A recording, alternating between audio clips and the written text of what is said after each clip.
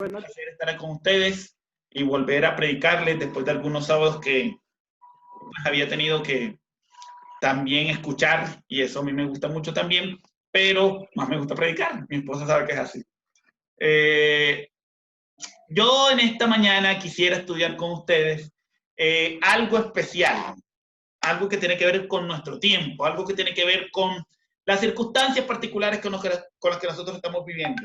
Pero la clave para entenderla va a ser las situaciones del pasado. Sí, hay personas que parece que no están escuchando, pero yo creo que la mayor parte sí me está oyendo, ¿cierto? Por favor, levante la mano ahí si usted me está oyendo, haga un gesto, alguna cosita. Creo que sí. Hay personas que tienen problemas con el audio, tal vez deben revisar. No sé si alguien me ayuda por ahí escribiéndole que vuelvan a conectarse porque las demás personas están escuchando bien. O sea que el problema no es de origen, sino es de pronto del computador suyo allá. Muy bien. Pastor, a mí me está pasando lo mismo, me salí, volví, entré y ya lo recuperé. Bueno, entonces vamos alguien me va a hacer el favor y va a escribir ahí en el chat, decirle a los hermanos que deben salir, hacer lo que hizo el hermano, salir y volver a entrar, porque el sistema a veces presenta ese tipo de problemas. Muy bien. Esta mañana quisiera invitarles a que buscáramos en Hechos, bueno, antes de ir a Hechos, vamos a ir a el Evangelio de Juan, Evangelio según San Juan, en el capítulo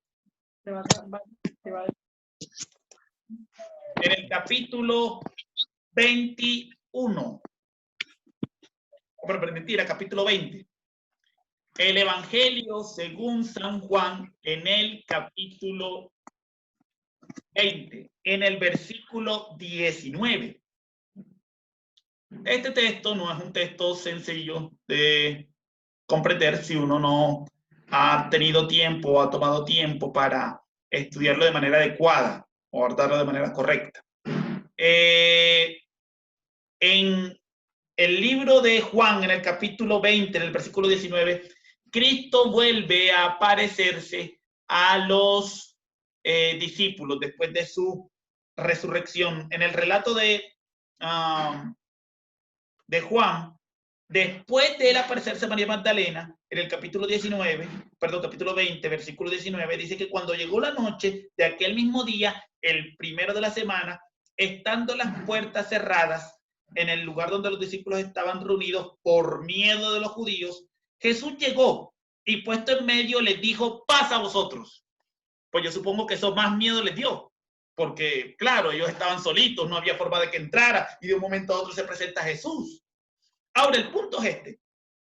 En medio de esta circunstancia, Jesús sabe los sentimientos que ellos tienen, porque aunque usted no lo crea, a pesar de todas las evidencias que Jesús les había dado de que él era realmente Cristo, había personas que todavía tenían sus dudas. ¿Por qué? Ustedes entienden aquello del Mesías político y todo lo demás, que fue una esperanza fracasada para ellos. Ahora, el punto es el siguiente. En el versículo 20 dice que él les muestra las manos, les muestra el costado para que verifiquen que realmente es él.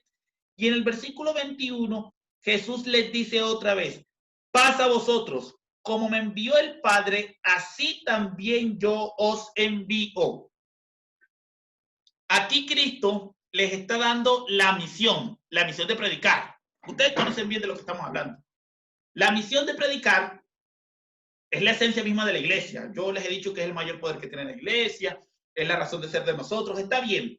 En los 3 capítulos, en los 4 relatos que están en Mateo, en Marcos y en Lucas, y obviamente el de Juan, todos señalan que la siguiente acción de Cristo después de aparecerse a sus discípulos fue enviarles a predicar. Eso es algo impresionante. Yo no voy a tomar tiempo para explicar este pasaje porque no es el interés o el propósito que tengo. Pero es importante esto. Dice que Jesús, después de decirles, miren, vayan a predicar, él les dice un asunto misterioso. Versículo 22. Miren lo que dice. Al decir esto, sopló y les dijo, recibid al Espíritu Santo. Y usted dirá, pastor, Que luego el Espíritu Santo ellos no lo recibieron fue después del Pentecostés. Ahora, ¿por qué Jesús les sopla? ¿Acaso el Espíritu Santo es un viento? ¿Acaso el Espíritu Santo es un aire? ¿Acaso el Espíritu Santo es una fuerza? No dicen pues los adventistas del séptimo día que es una persona. Dice que Jesús sopló y les dijo, recibid el Espíritu Santo. ¿Cómo entendemos este pasaje? Este pasaje parece, de hecho, si usted revisa el siguiente versículo, a usted quizás hasta le va a parecer más complejo todavía, porque en el versículo 23, unido a la autoridad y al poder que Cristo les había dado, él dice que a quienes les remitieres o les perdonares, pues les perdonéis los pecados, les son perdonados. Y a quien se los retengáis, les son retenidos. Claro, ustedes dirán, pastor, ¿cómo así? O sea que si está bien perdonar pecados la iglesia. Calma, calma. Algunos ya estarán haciendo planes para volver a la iglesia católica. Yo espero que ninguno, pero bueno, el asunto es el siguiente. Cuando Cristo les habla y les dice en forma figurada, soplando sobre ellos y les dice, recibid el Espíritu Santo, él está hablando, diciendo estas palabras en relación con lo que recién acaba de decirles. Cuando él en el versículo 21 les dice, pasa a vosotros, les repite, él enfatiza algo. Como me envió el Padre, también yo os envío. ¿Los envía a dónde? ¿Los envía a qué? ¿A dónde los estaba enviando? No se necesita ser muy experto para saber que la referencia a Jesús es a la predicación del Evangelio. Si ustedes revisan en los pasajes, ustedes conocen muy bien el pasaje de Mateo capítulo 28, versículos 19 al 20, donde dice que por tanto id y haced discípulos bautizándolos en el nombre del Padre, del Hijo. Lo interesante de ese pasaje, que seguramente usted lo conoce mucho, es que si usted revisa un poquito antes, en Mateo, en el capítulo 28, pero revisa un poquito antes de esos versículos, en el versículo 16, dice que los 11 discípulos se fueron a Galilea, al monte, donde Jesús les había ordenado. Y el versículo dice algo interesante. El versículo dice que cuando lo vieron y lo adoraron, pero versículo 17, ¿qué pasaba con ellos? ¿Qué pasaba con ellos? Recuérdenme, ¿qué pasaba con ellos? ¿Alguien leyó conmigo? Espero que hayan leído, espero que no se hayan desconectado. Dudaban. ¿Algunos qué? Dudaban. Caramba. ¿Usted cree eso, hermano? ¿No le parece algo impresionante, asombroso? Sí, hermano, después de ver a Cristo y todavía dudaban, por eso usted ahora entiende, Jesús le mostró, dice Juan, el costado y las manos. Pero acto seguido, cuando él les dice, cuando ellos están dudando, lo que les da, versículo 18 en adelante, es la misión. Ustedes lo saben. Ahora, revisemos este mismo pasaje, pero en el libro de Marcos, este mismo episodio, pero en el libro de Marcos, en el capítulo 16. Marcos, capítulo 16. Y en Marcos, en el capítulo 16, en el versículo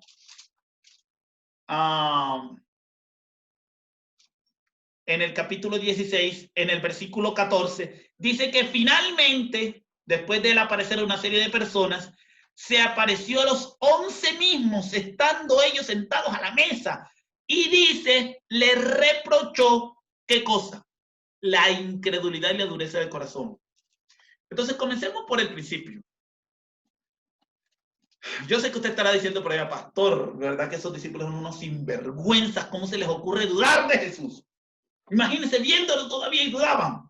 No creían, tenían dureza de corazón.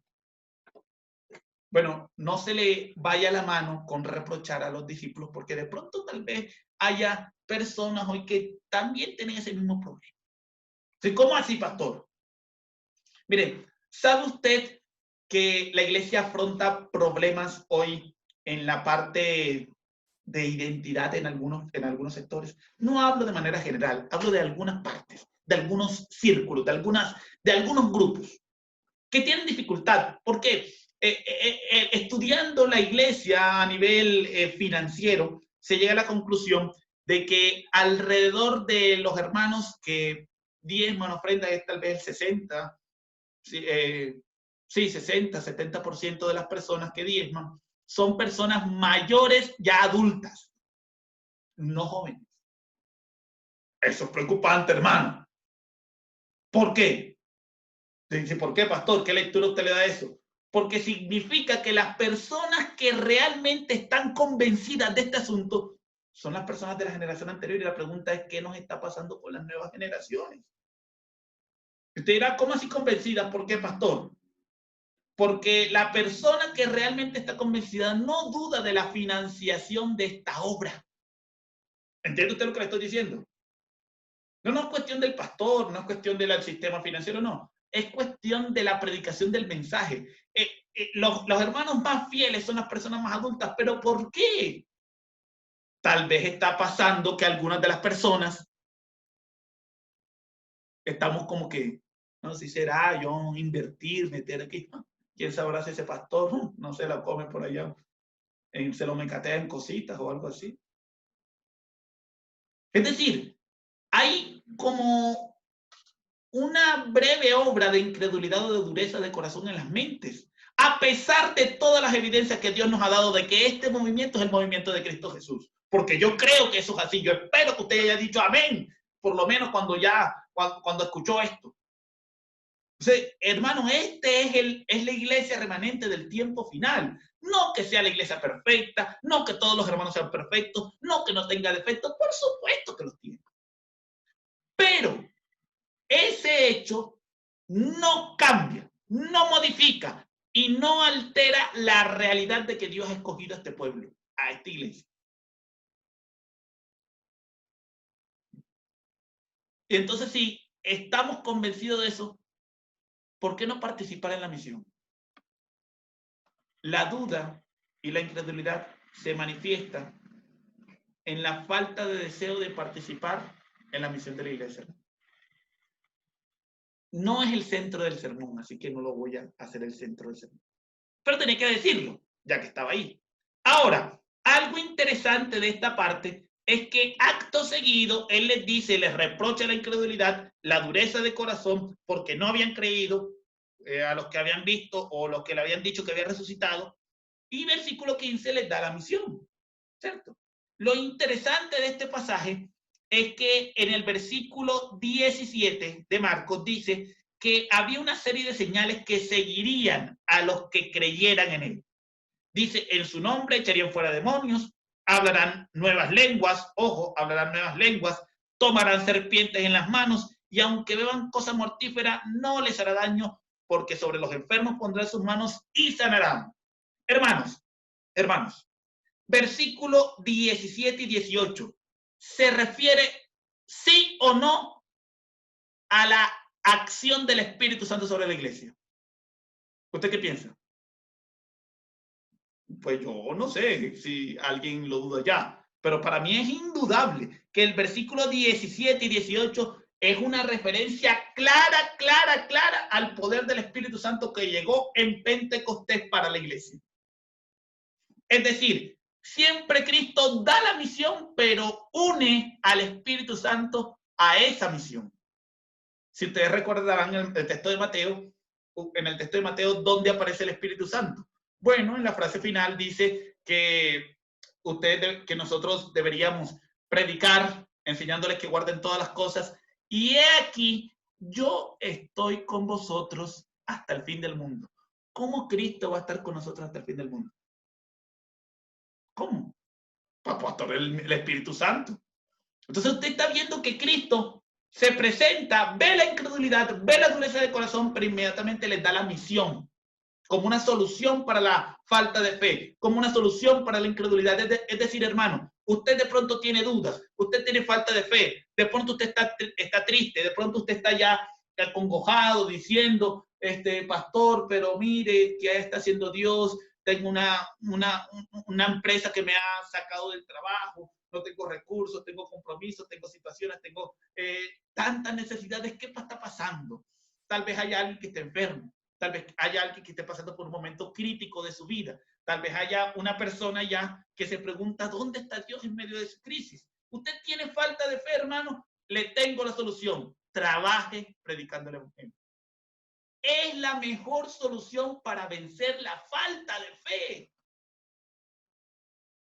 Porque muchos decimos, no, pastor, Señor, aumentanos la fe. Está bien, la fe es un don, pero la fe no se aumenta si yo no la ejerzo. Y la manera más efectiva de aumentar nuestra fe es trabajando para Dios. Ahora, a ese trabajo, Jesús une, añade, vincula la obra del Espíritu Santo. Ya lo hemos visto en dos ocasiones. Tercera ocasión, Lucas en el capítulo 24. El libro de Lucas en el capítulo 24. En el versículo 36. Volvemos a lo mismo. Mientras aún hablaban de estas cosas, Jesús se puso en medio de ellos y les dijo, paz a vosotros.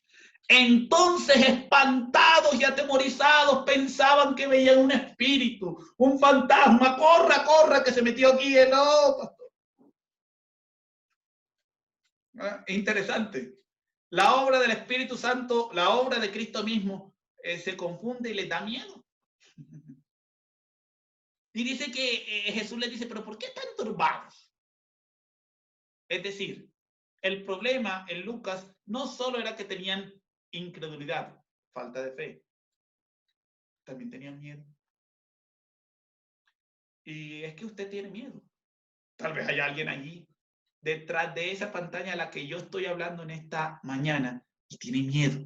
No le dice a nadie, porque eso no contarle el miedo a las personas, eso es muy feo. Pero está aterrorizado, tal vez de contagiarse, tal vez de morir, tal vez de perder lo que ha ganado durante años, tal vez de perder el trabajo, tal vez de no estar listo para los eventos finales, tal vez de la persecución, tal vez de tantas cosas que nos atemorizan, hermano. Pero vuelve y dice que la mejor solución para las personas que tienen miedo, ¿cuál es? Dice ahí, la misión. Porque después que él les dice que él es Cristo y que no se tienen por qué preocupar ni asustarse y hasta come algo para que ellos no se vayan a sentir de esa manera. En el capítulo 24, en el versículo 46, dice que Jesús les dice, así está escrito y así fue necesario que el Cristo padeciera y resucitara de los muertos al tercer día, y que se predicara en su nombre el arrepentimiento y perdón de pecados en todas las naciones, comenzando desde Jerusalén. Le está dando la misión, vuelve el asunto de la misión, la predicación del evangelio, y dice el versículo 48, vosotros me seréis testigos de estas cosas. Habla de la misión, pero falta un elemento, recuerda, está la duda de los discípulos, está el miedo de los discípulos, Cristo viene, les da la misión, hasta aquí vamos bien, pero falta un tercer elemento, el Espíritu Santo. ¿Dónde aparece aquí? Versículo 49. Ciertamente yo enviaré la promesa de mi Padre sobre vosotros, pero quedaos vosotros en la ciudad de Jerusalén hasta que seáis investidos de poder desde lo alto. Otra vez aparece.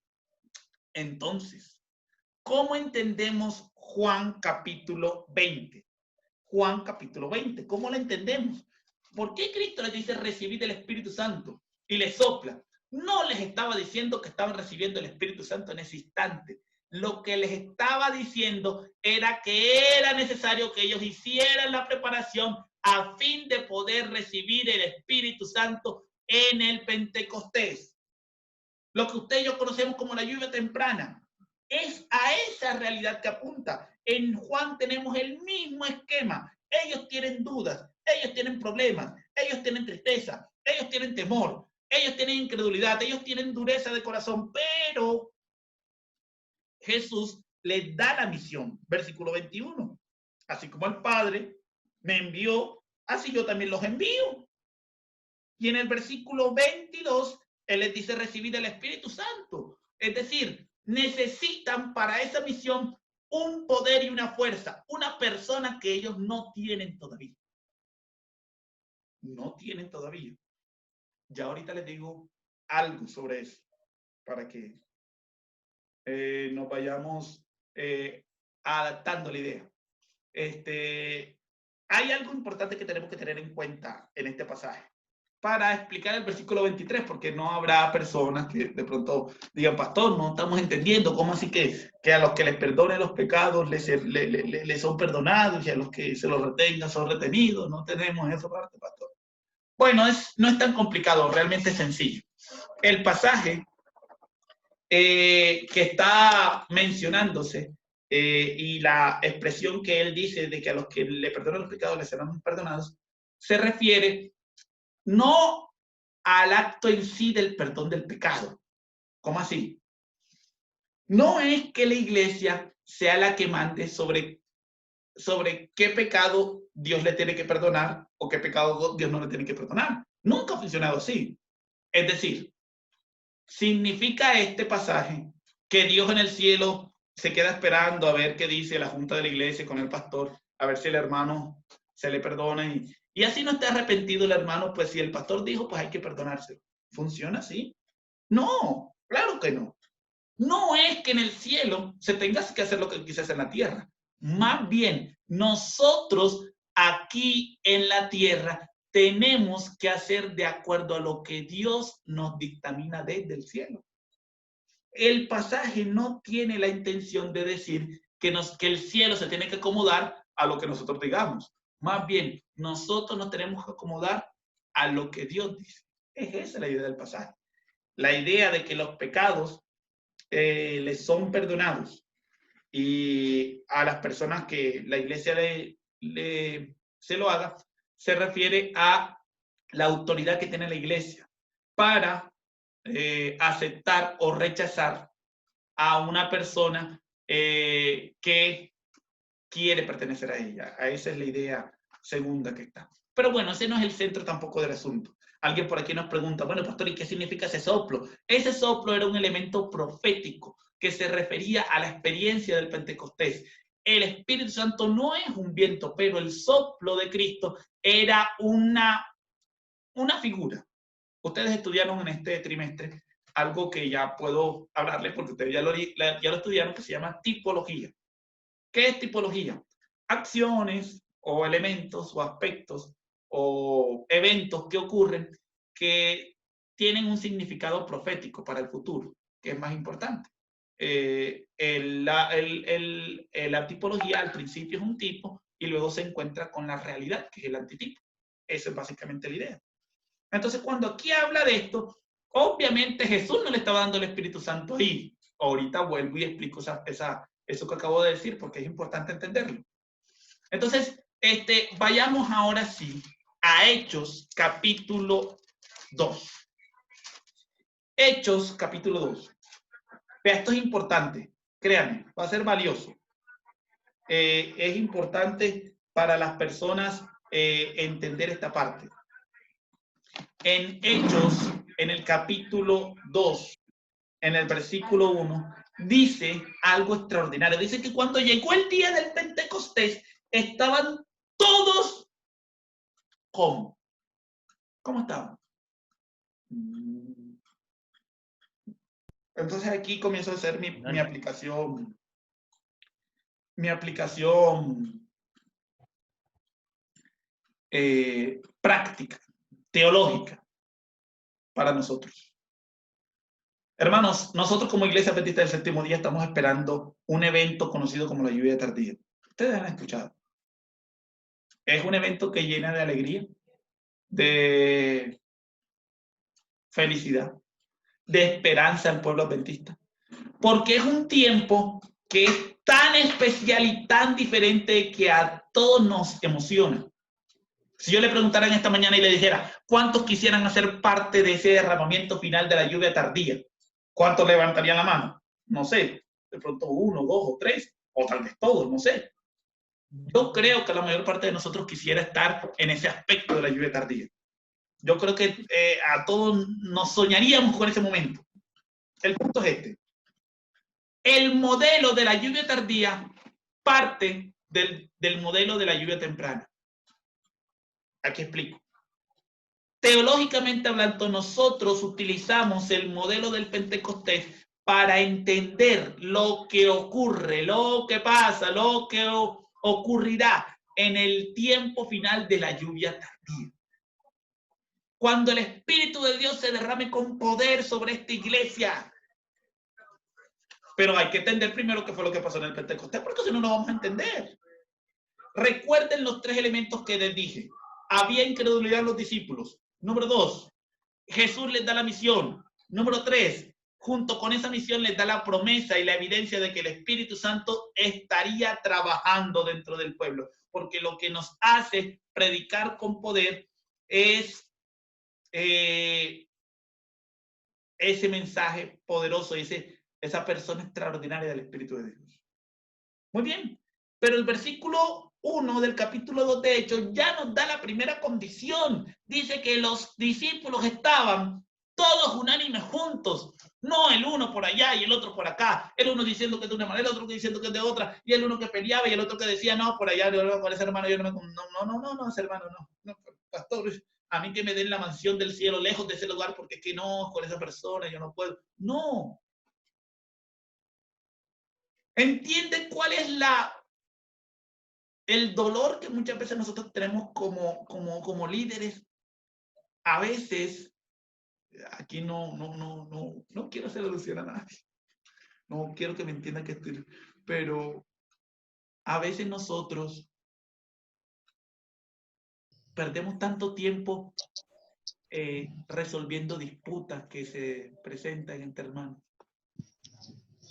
Diferencias de opinión, de sentimientos y en el corazón. Y se hace tan pesado el trabajo que nos pasamos resolviendo problemas de los hermanos. Esta hermana no quiere hablar con esta no se junta con esta. Mire, pastor, me hace un favor y esa hermana no me quiere respetar el... Bueno.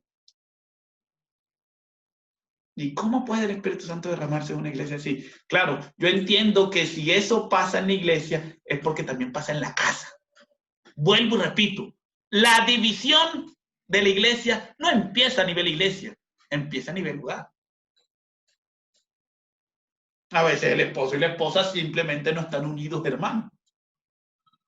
A veces nosotros mismos como miembros individuales de la familia ni siquiera tampoco estamos compenetrados. Esa división necesariamente se traslada a la iglesia. Entonces, primer factor, usted que está buscando ser parte de la lluvia tardía, se llama unidad.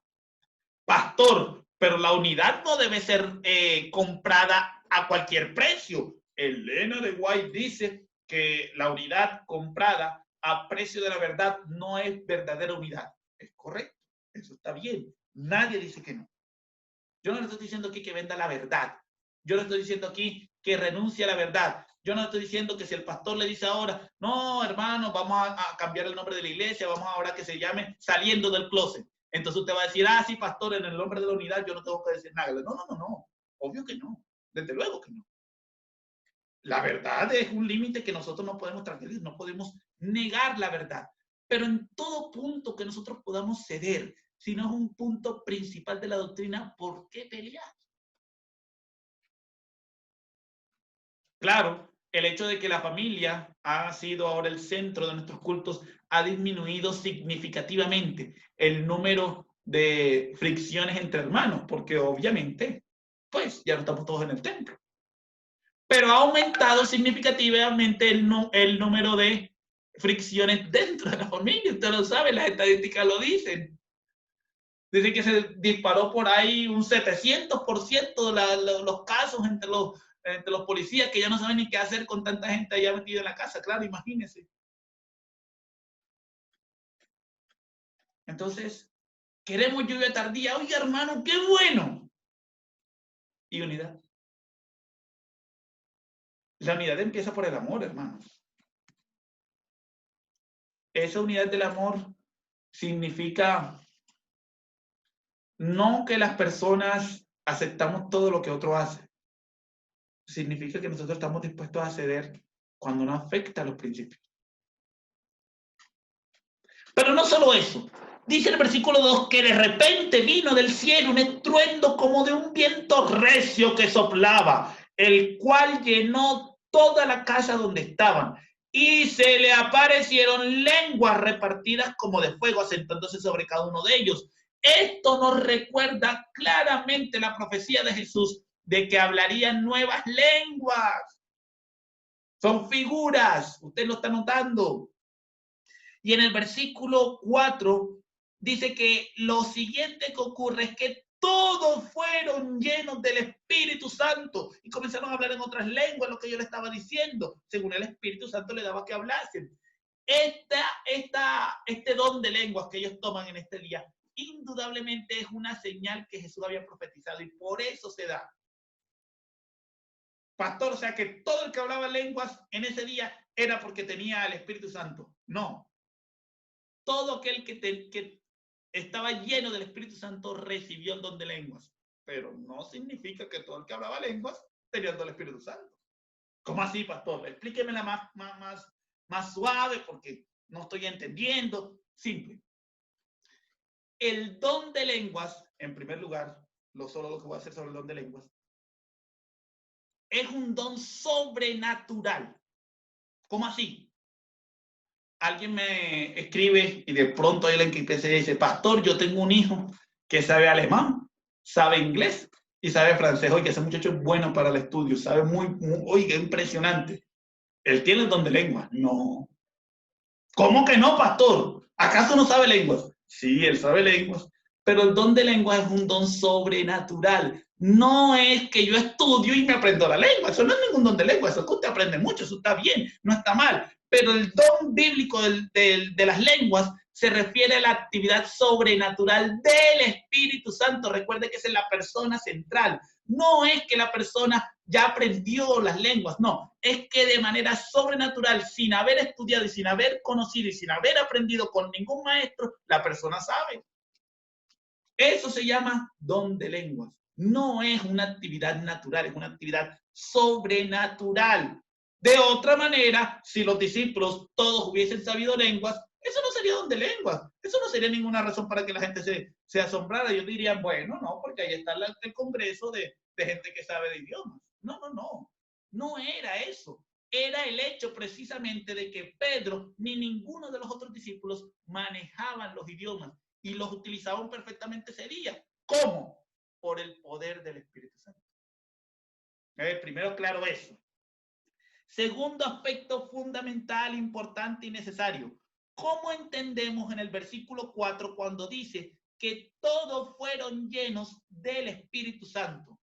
Pastor, ¿cómo así que llenos del Espíritu Santo? O sea que antes estaban 3/4 o de pronto estaban un poquito a nivel ya de acabarse. Otros estaban con 3 rayitas. Los que manejan carro, ¿me entienden? Otros estaban con 5 rayitas. ¿De eso habla? ¿Acaso el Espíritu Santo es una gasolina? ¿Es una especie de sustancia que se va llenando uno?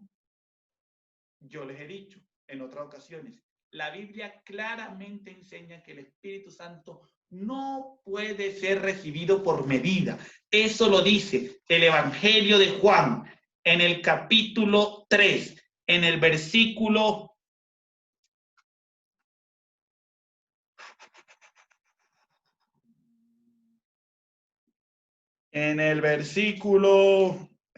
ya se lo digo, cuando uno se envejece se le olvidan las cosas, así que no, deme tiempo, por favor, deme tiempo. En el capítulo 3, en el versículo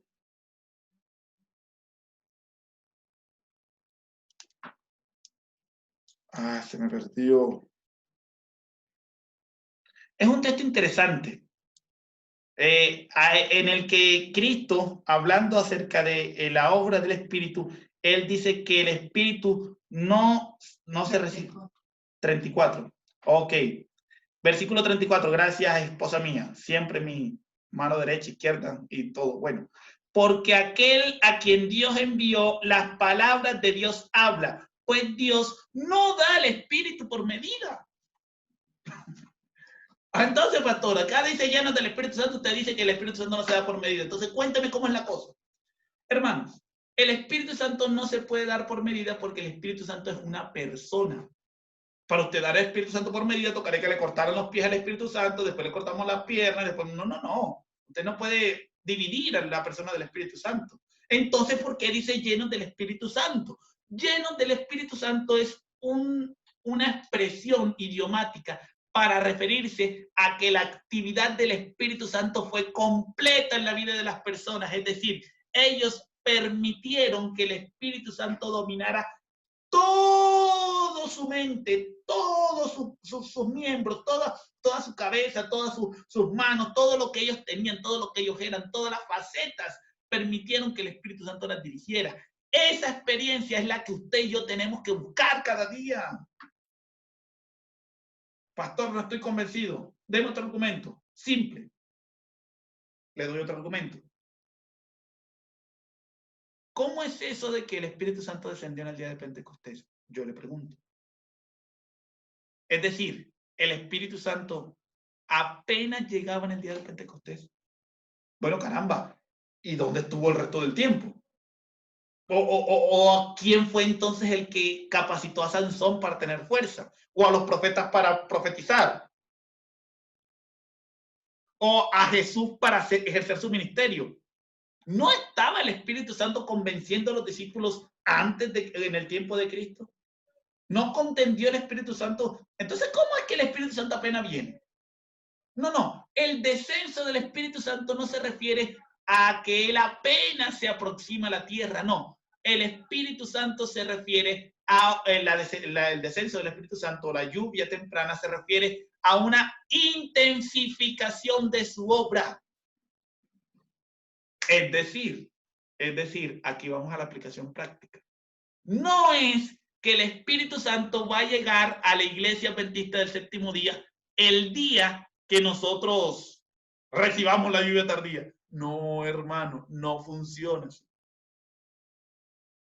La lluvia tardía solo es una intensificación de su obra. ¿Desde cuándo yo tengo que permitir la entrada, la obra y la capacidad entera del Espíritu Santo en mi vida?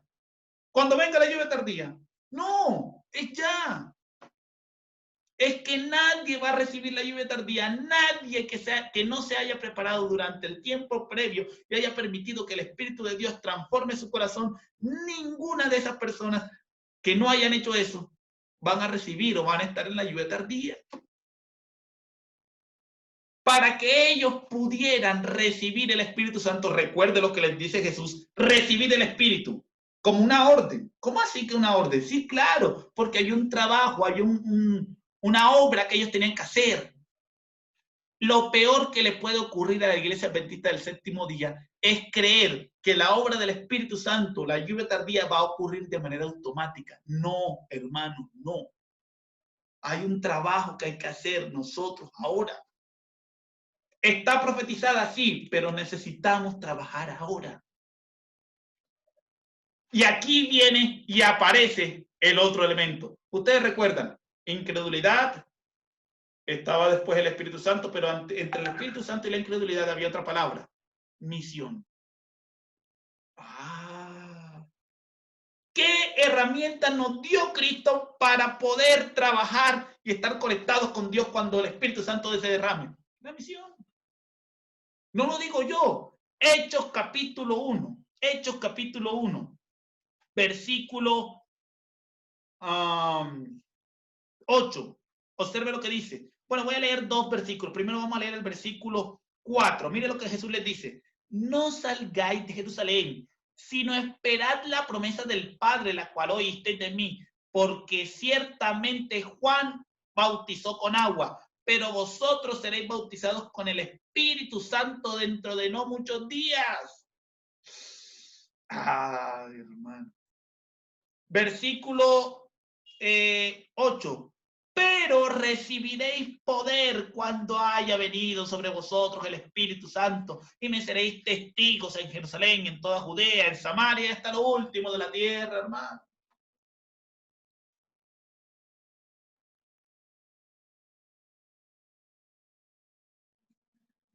Entonces nosotros tenemos un riesgo hoy. Pensar que la lluvia tardía va a ocurrir en la iglesia adventista porque es la iglesia adventista. Y como es la iglesia adventista, pues tiene que caer en la iglesia adventista porque la hermana Elena de White dijo que era en la iglesia adventista. No. Tiene necesariamente que haber una obra de preparación en nuestra vida. Me llama la atención que Jesús ligó este asunto del Espíritu Santo con el bautismo que ejerció Juan. ¿Ustedes recuerdan? Juan hizo un bautismo, él bautizó. ¿Cuál es el bautista? Estoy hablando. ¿Y cuál era el trabajo y la obra que tenía que hacer Juan? ¿Ustedes recuerdan? ¿Quién recuerda? ¿Cuál era la obra y el trabajo? Lo interesante es que la misma obra que tenía que hacer Juan la describió el mismo Lucas que escribe Hechos. Así que usted puede buscar en Lucas, en el capítulo 1, y entonces van a contar cuál era la obra que Juan tenía que hacer, cuál era el trabajo que a Juan le tocaba. Y entonces usted encontrará que cuando se profetiza la llegada de Juan, dice en el versículo 16, Lucas capítulo 1, versículo 16, hará que muchos de los hijos de Israel se conviertan al Señor su Dios, e irá delante de él con el espíritu y el poder de Elías, para hacer volver los corazones de los padres a los hijos, y de los rebeldes a la prudencia de los justos, para preparar al Señor un pueblo bien dispuesto. Entonces Juan, como quería él preparar a un pueblo bien dispuesto, entonces Juan vino y se puso allá, se metió en el desierto y nunca más salió. No. Sí es cierto que Juan desarrolló parte de su comunión con Dios en el desierto, pero él venía a predicar. Él estaba trabajando para Dios. Queremos el poder del Espíritu Santo. Queremos la lluvia tardía. Venga, hermano, ¿y dónde está el trabajo que nosotros le estamos presentando al Señor?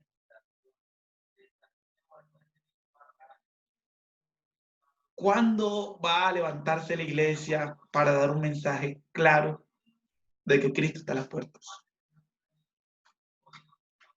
Yo sé que muchos lo están haciendo y con las personas que lo están haciendo, amén, gloria a Dios. Pero ¿y el resto qué estamos haciendo? No, pastor, esperando que vuelvan a abrir las iglesias. Yo espero que usted esté diciéndose en serio. Ahora, yo no creo que usted para predicar necesite esperar a que se vuelva a abrir la iglesia. Porque la obra de Dios no se detiene, hermano. ¿Cuántas veces utilizamos los medios digitales? Me va a perdonar los términos, para chismosear, para decir tonterías, para perder el tiempo, para ver bobadas. Y no hemos utilizado estos canales para expandir el mensaje de la palabra de Dios.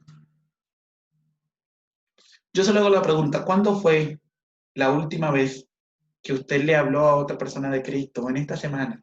Hablo de esta semana. Si usted era pastor, yo le estoy hablando a la gente todos los días. Me alegra, amén, muy bien por lo que están haciendo. Pero ¿y el resto? Pero observe que la reconstrucción no solo es en la misión. La reconstrucción que hay que hacer también es la reconstrucción familiar. Porque salimos a predicar, salimos a repartir literatura, entregamos libros y la casa ha hecho una desgracia. Una falta de coherencia total. Una falta de seriedad en ese asunto. La iglesia conectada con el evangelismo y las casas frías. ¿Sabe usted que hay esposos que lo único que sienten por su esposa es indiferencia? ¿Sabe que hay hogares que ni siquiera se miran? ¿Sabe que la duda y la incredulidad también se alrededor de los matrimonios? El asunto es complejo, hermanos.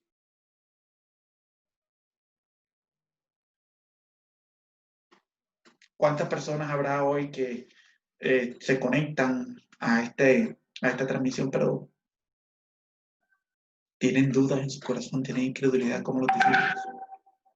Queremos vencer la incredulidad, queremos vencer el camino, pero hay una obra de preparación espiritual que hay que hacer. El hermano Richard, que día que estaba predicando, él nos decía, no, pues la gente hoy está ansiosa por escuchar los mensajes del tiempo del fin. Y yo sé que es así. Y me parece muy bueno. Yo sé que él también. Pero ¿y la obra de preparación? Es el punto, porque todo el mundo quiere que Cristo venga, y amén por eso, hermano. Pero ¿y la obra de preparación? La transformación del carácter. La reproducción del amor de Cristo en nuestros corazones. ¿O acaso usted todavía sigue siendo ese hombre desesperado por el poder y por el control que sigue gritando, es que aquí en la casa mando yo?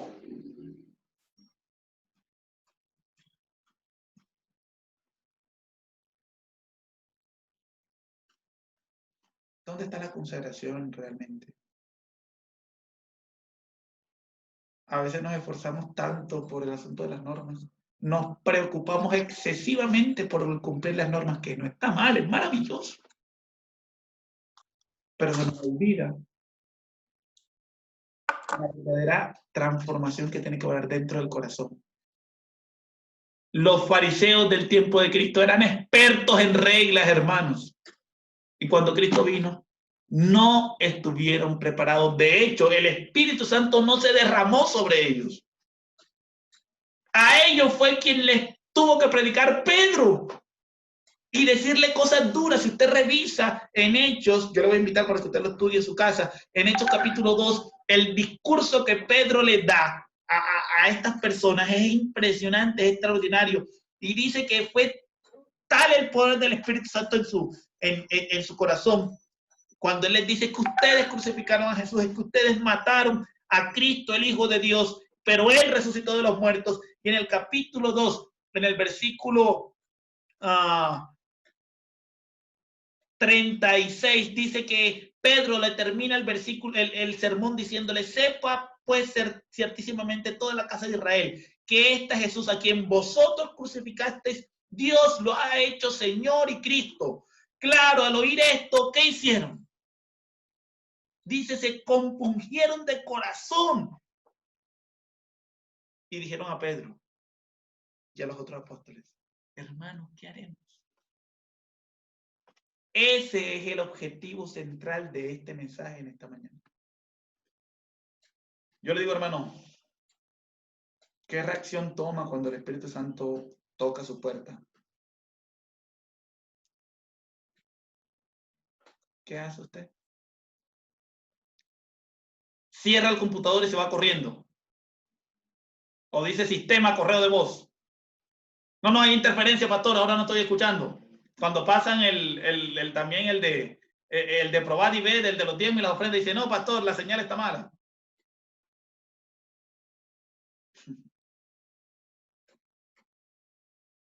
¿Qué va a hacer usted hoy? Los judíos, por lo menos los 3,000 de Pedro, respondieron de manera positiva. Cuando se dieron cuenta de cuál era su condición espiritual, dijeron, Señor, ¿qué vamos a hacer? Y había una respuesta oportuna en su momento. Hermano, yo solo tengo un temor, que esa respuesta oportuna a nuestra vida llegue en el momento indicado y que no sea demasiado tarde. El trabajo que Dios quiere que usted realice en su corazón, no da espera, hermano. No se ponga a esperar ahora que vengan las iglesias, ahora que otra vez abramos, ahora que no, que el próximo año.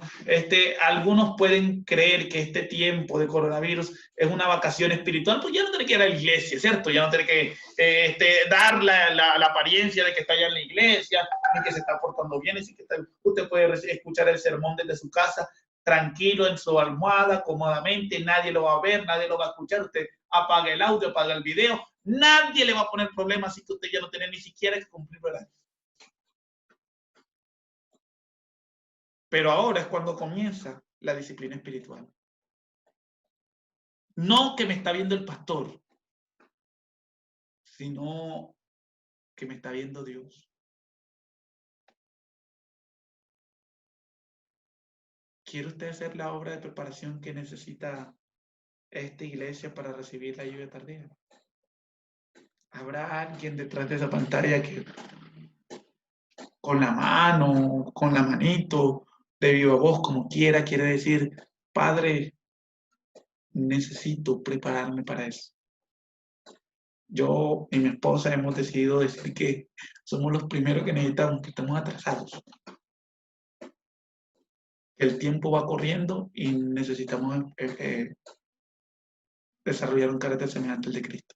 ¿Habrá otra persona detrás de esa pantalla? ¿Habrá alguien más junto conmigo que quiere levantar su mano? Puede mandar un gesto, escribir algo. Ahí la hermana Amparo Susa, Dios le bendiga grandemente. El hermano Fabio junto con su esposa, lo veo desde aquí, que también levanta la mano. El hermano José Ángel. Mi hermana desde Barranquilla también, gloria a Dios. Gracias al Señor porque ella nos está acompañando. También está el hermano Juan David, junto con el hermano Albeiro, uniéndose a este momento. La hermana Luz Marina, el hermano Oscar, la familia Bustamante, la familia Sánchez, la hermana Leida, Diego Blanco, junto con su esposa, qué bendición que estén aquí con nosotros. La hermana Nancy, la hermana Miriam Bustamante, están uniéndose en este instante. Hay otras personas que están ahí también. Y yo sé que en el chat también hay más personas que están ahora escribiéndolo, porque hay que hacer el trabajo. Y no podemos esperar ya, hermano. Si antes lo veíamos lejos, ahora es el momento para hacerlo.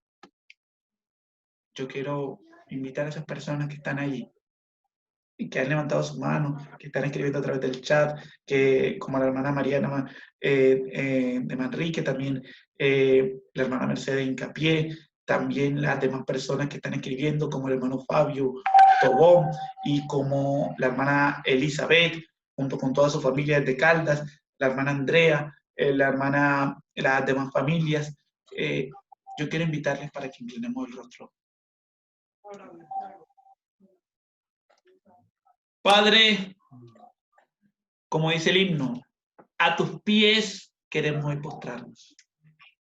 Señor, ruego para que a través de la obra del Espíritu de Dios, tu Espíritu Santo no pueda apartarse de nuestro camino.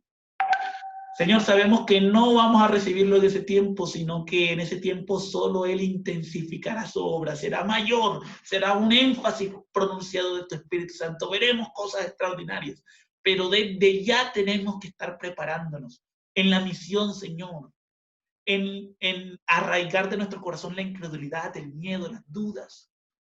Hay un trabajo que tenemos que hacer con nuestro carácter, hay un trabajo que tenemos que hacer con nuestras familias, hay un trabajo que tenemos que hacer en la sociedad.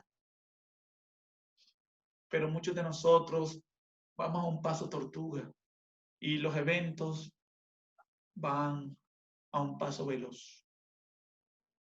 Señor, ayúdanos porque no queremos ser pasados por alto cuando tu Espíritu se derrame con poder en tu iglesia.